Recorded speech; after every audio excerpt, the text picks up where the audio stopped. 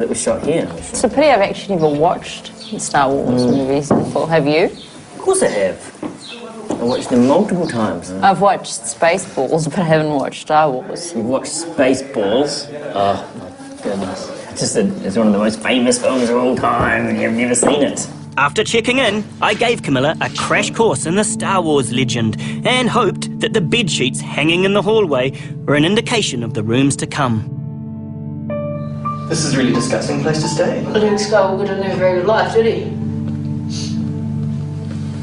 Yeah, it stinks of Alsatian. That night, we slept dreaming of the Death Star and if the accommodation might have been better up there. George Lucas based Skywalker's home on actual homes called troglodytes, in an area where the Berber people have dug their homes out of the ground for more than 1,000 years. It's only when you see an actual family living in one that you appreciate its simplistic grandeur. This is your home. Bonjour. Bonjour. Beautiful. Belle. House. How do you say house in French, Camilla? Camilla's nosiness persisted, and before long, we were all in the kind lady's bedroom. It's a cool bed. Look at it. Weird place for it, right in the middle of the room. Kitchen, yes. Let's see what she's got in the kitchen. Poke around in the kitchen, go on, Camilla. Pure Ceylon tea. Nice kitchen, thanks. In fact, we couldn't have been more intrusive, so we decided to invite ourselves for a cup of tea as well. Long life.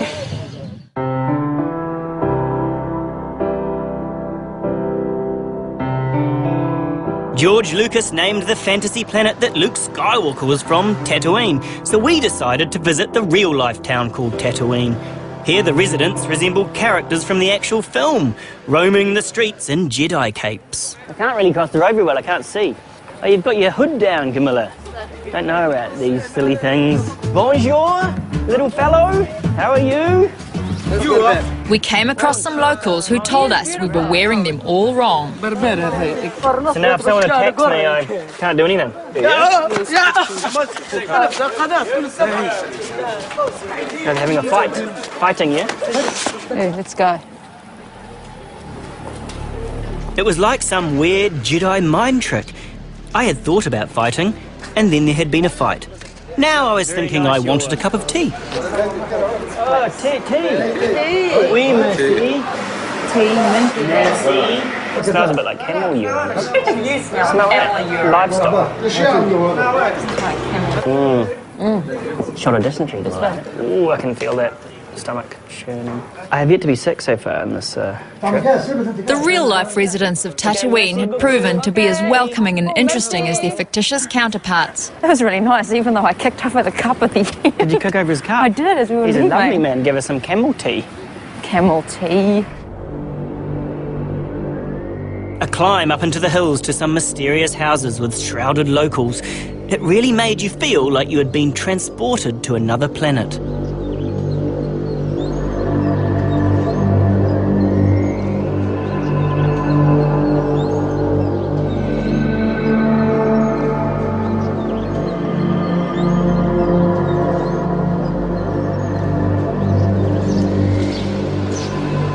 I wondered what the locals made of all this attention just because of a sci-fi film. It seemed to overshadow their own unique civilization. Having never seen the film, I had a completely different experience of the area from fanboys like Julian, who wander the homes living out their boyhood fantasies of being in another galaxy. Across the landscape where Luke contemplated his destiny under two suns, we took a charming guide named Monsef high into the hills to an ancient village, Chinini.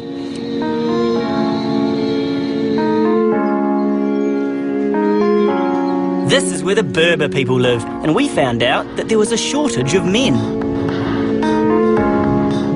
Most of the men, they immigrated to France in the 60s and 70s. When they come back, they come with new ideas and so on. They try to better the lives of their families, but their families are reluctant to leave. How do you just invite yourself into one of these houses, Monsef? Just knock at the door. Do you think you can get us indoors? Yes, yeah. They're very welcoming people here. I always say they have the genuine smile. They're genuinely helpful and welcoming. It's their tradition. Yes, we'll try this one. This is the first one, which I think there are it's a people. sandstorm. It's a sandstorm. Aslam Akhad.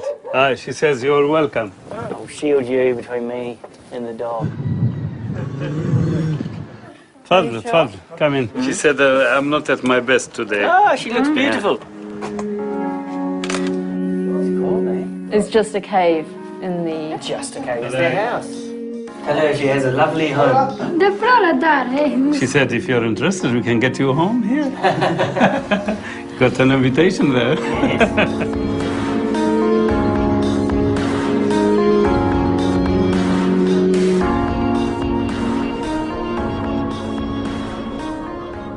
5 hours inland takes you to the wonderful Sahara Desert and the town of Douz.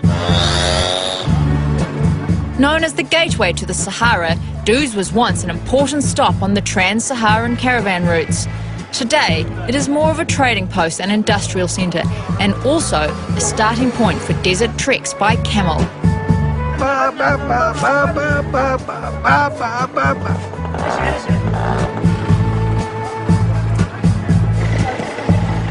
Around 40% of Tunisia is covered by the beautiful Sahara. Setting my eyes upon it felt like looking at the ocean for the first time. It had the same calming beauty to it. These days, the pristine beauty of the silent desert is often broken by modern excursions using four-wheel drive vehicles or microlights. We took to the air with an old French veteran of the skies.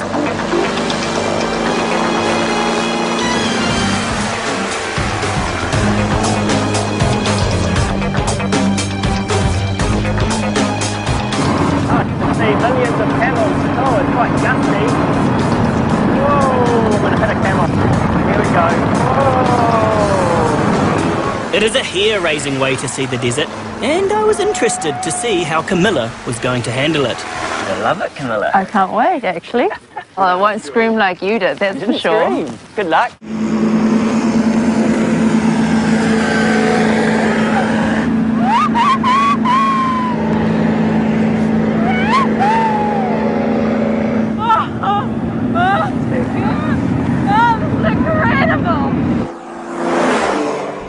Having scouted by air, we decided to explore further by four-wheel drive buggies and ride the dunes. Start me up.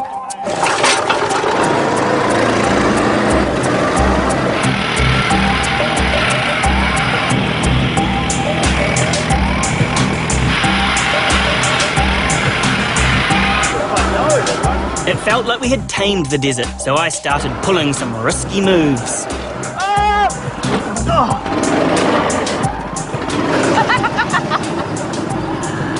Very funny.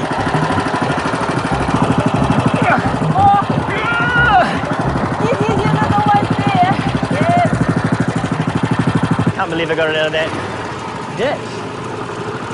I'm a bit exhausted now. After all our action movie exploration, we thought we should explore the desert by the animal it is synonymous with.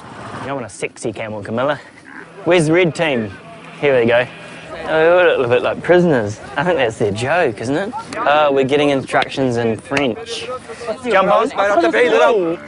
No instructions at all. And it's back down. It doesn't want to get up. Whoa, here we go again. And back down. Whoa, here we go again. Third time lucky. Ah, goodness. My one's angry. Listen to it. Okay. Oh, yeah. Your one's revolting. What the hell's wrong with your camel? My one is groaning, but your one is like horrible. Do you think this is just ridiculous that we're riding these camels in these outfits? Ah, I think it's quite interesting. I like it. Just don't like your camel, that's all. As the sun sets over the Sahara.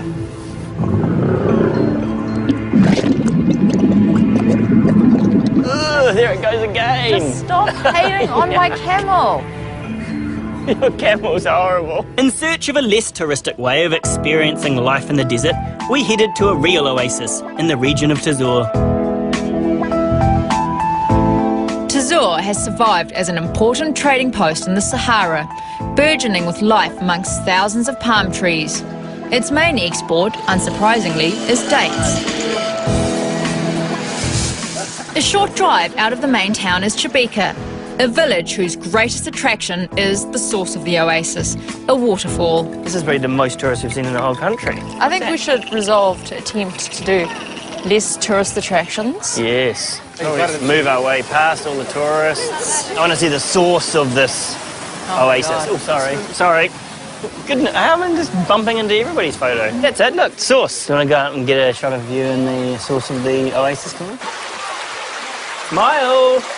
There you go, Camilla. Got your picture and the source of the oasis. Ticking off the photo opportunity, we decided to make another attempt at leaving the tourist path and wandered the neighbourhoods. This is a barren little town, isn't it? Apart from the waterfall. It's in the middle of a desert. Hello!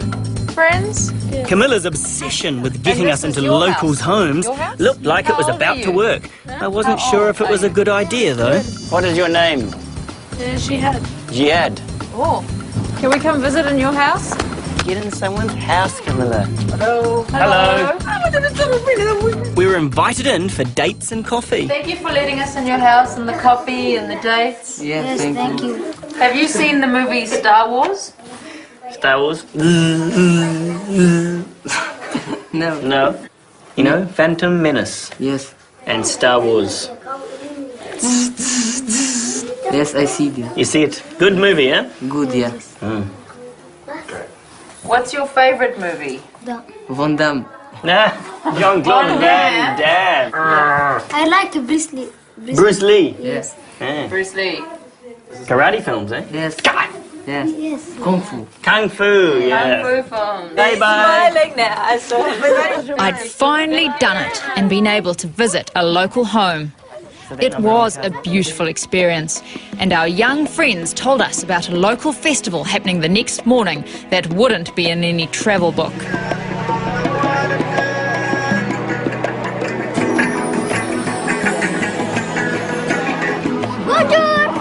This little fella has blonde hair. We had struck gold. A festival of desert culture was taking place, with thousands of guests attending from the surrounding area. A bit different. I think that. And you make the noise? No.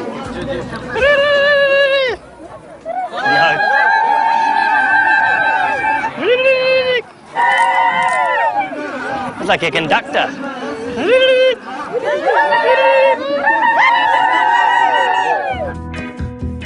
A bizarre collection of desert animals had been crammed into tiny cages and were being poked by a man with a stick. This is the poking cage. It's possible poke? Oh, you poor thing. It's missing its leg. One for the animals. Sahara pig. Sahara pig, Sahara cat, Sahara owl. Sahara duck. And Sahara Then the fate of these Sahara creatures became clear as they took the hare to the centre of the circle and let loose the hound.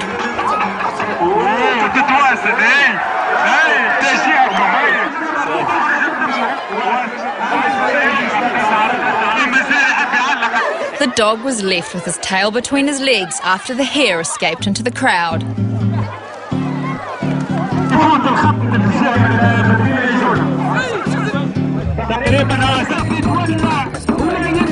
The festival ended with the men performing amateur acrobatics on camelback and the woman headbanging in a kind of heavy metal concert finale.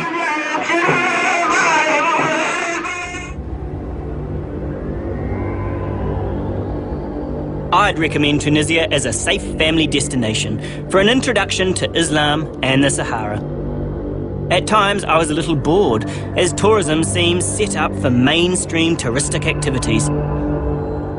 But if you push yourself, Tunisia offers out-of-this-world scenery, and I left feeling as calm as a Jedi Knight.